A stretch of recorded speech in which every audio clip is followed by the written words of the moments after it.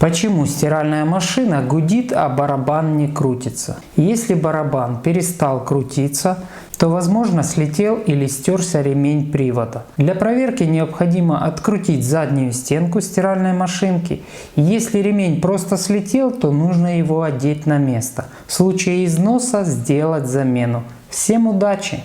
Друзья, подписывайтесь на мой полезный канал на YouTube для всей семьи. Каждый найдет для себя что-то интересное. Благодарю!